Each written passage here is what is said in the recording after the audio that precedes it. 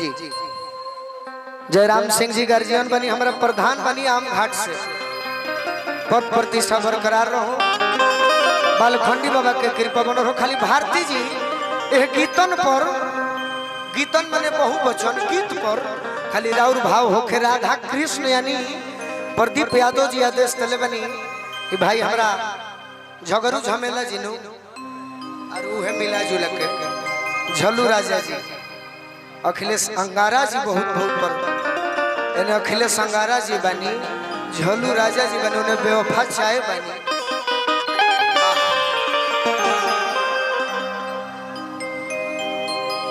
आज के sad song तो बड़ी खतरनाक आवत तरह तरह के हमहू कहले बनी कि आज ना तो काल मिलबू बानिए ही आस से प्यार हम करीला तो से पहले कला से। तो आज के चाचा जी नौका युग के प्रेमी प्रेमिका खातिर बा लेकिन भाई हमरा आदेश दिले बनी ऐसे अच्छा गीत सैड सॉन्ग होइए न सके। प्रेम मोहब्बत के बात बा ये राधा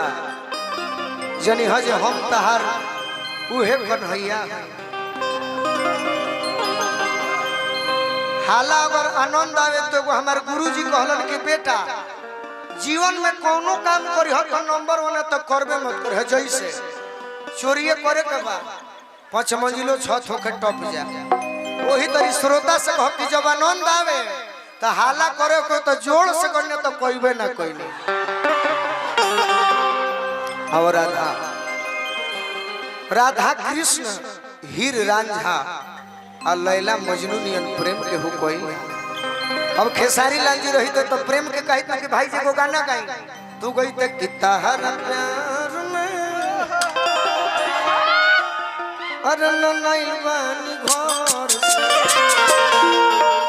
पवन सिंह जी के कहे कि भैया आप थोड़ा गाइए तो गई है सनहिया लगावल अरे बहुत बात नहीं नजरिया चोरावल बहुत बात होला। हमहू प्रेम के बात गौले बनी बाकी अभी आई ओरिजिनल सैड सॉन्ग के करा के कहे जी भोजपुरी जगत में ऐसे कि माता बहन भी हमारे जुटल बनी तो कम से कम जैसे रूरा सब माता बहन बनी वैसे ही हमारा घर में भी माता जी बड़ी बहन बड़ी भौजाई बड़ी तो गीत वैसा है ये सब बैठ के सुन सके वही तरी जानी जे वियोग में ओढ़ के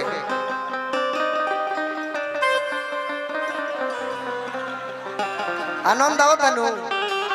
तो बोली बालखंडी बाबा की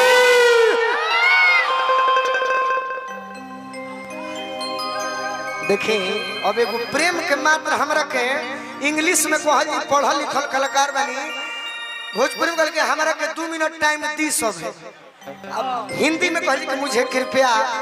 5 मिनट समय दिया जाए। इंग्लिश में कहे कि please give me 2 minute only.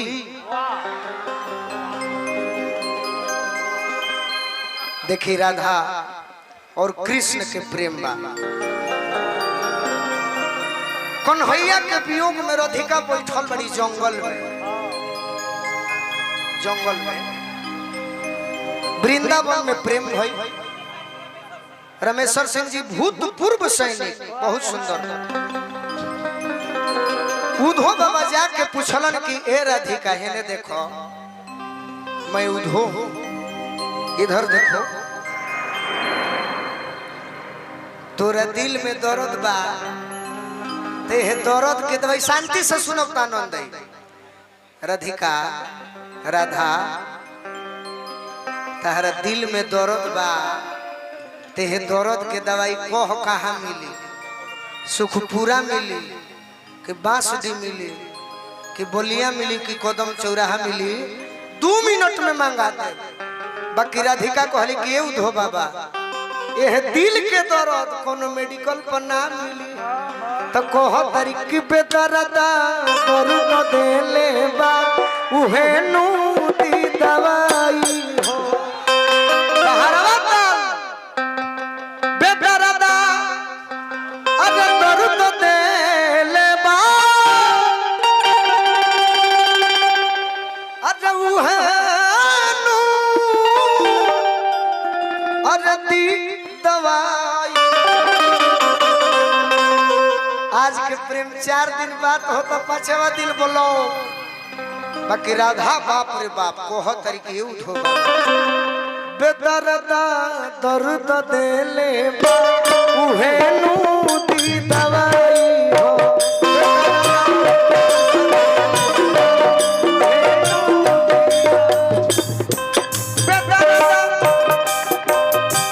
ये सब ठाकुर जी के ठोकर जौन बा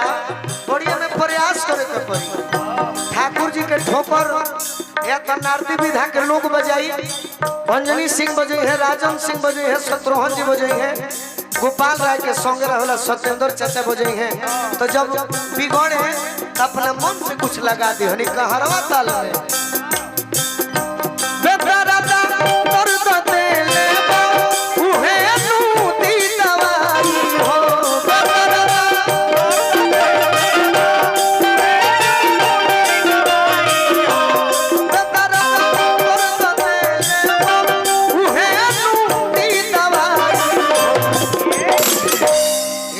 बांसुरी पावा बेदर्दा बेदर्दा बेदर्दा। अरे ये गोरा था तू रुक्मिणी बनो, तू राधे बन कोई हो राधे, तब तो बर्बादी का जरवा हो जाए। तू रुक्मिणी बनो और तू राधिका बनो बेदर्दा। तनी हेने हट के भाइयों लोग के देख दो बेदर्दा दर्द दे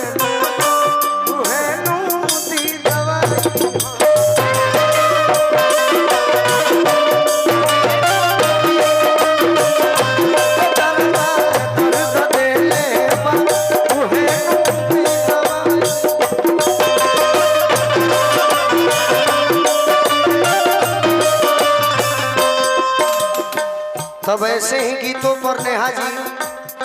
भोजपुरी जगत के स्वर सम्राट तो दो ही लोग हुए, भरत शर्मा जी, गोपाल राय जी। भरत चाचा लय कहले रहल अरे बा मन करे करदन में ए मन करे प्यार में नहीं रहती ई नौका जी के प्रेम बुझती। हम कृष्ण राधा के प्रेम दर्शावल जाला। देखो राधिका कहले बड़ी 2 मिनट भाई ए मन करे करदन में हसरी लगाई कन्हैया के याद आए मन करे करदन में हसरी लगाई काहे की अब ना सहात बाटे श्याम के जुदाई।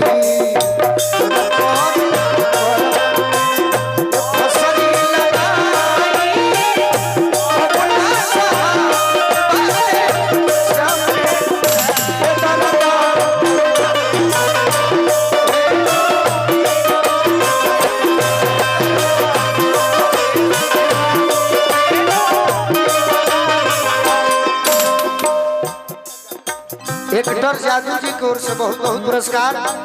ये हमारा गार्जियन श्री जयराम सिंह जी, हमारा गार्जियन पूछनी है कि गोलू बाबू हम आपको सम्मानित कर रहे हैं क्या?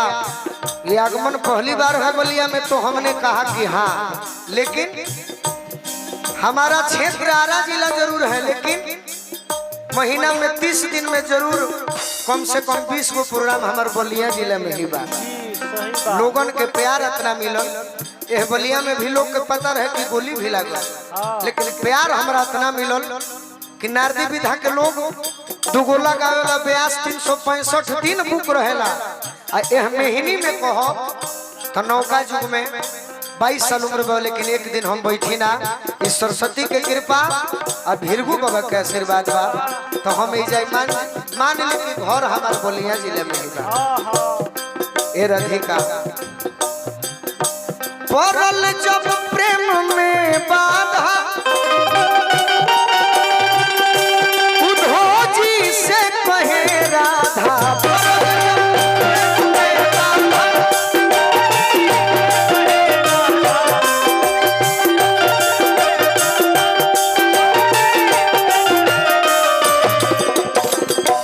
बाबू अजीत सिंह के अरिजीत सिंह अभिजीत सिंह बाबू अभिजीत सिंह आशीर्वाद दिले बनी भजन पर कृष्ण जी के प्यार बने ए परल जब प्रेम में बाधा उधोजी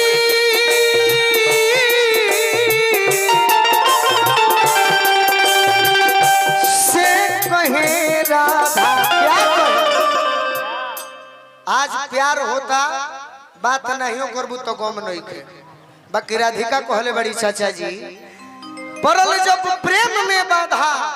उधोजी से कहे राधा आखिर कहे तो क्या कहे यही कहे कि तन के तन मने शरीर हे तन के अरे अन भइल दुश्मन महुरवे बामला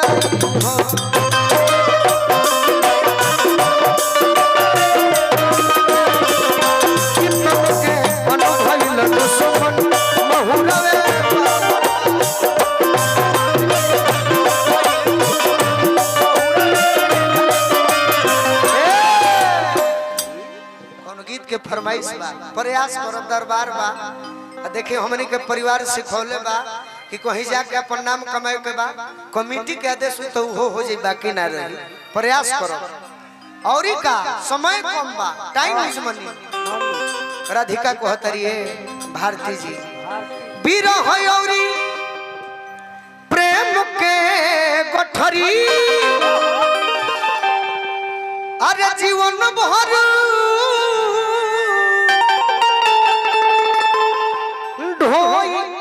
ठठरी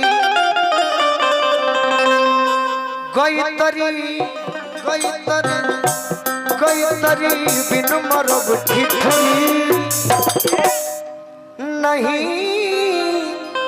ओढ़ब रजाई हो कहतरी के बताओ ये राधिका हेने आवो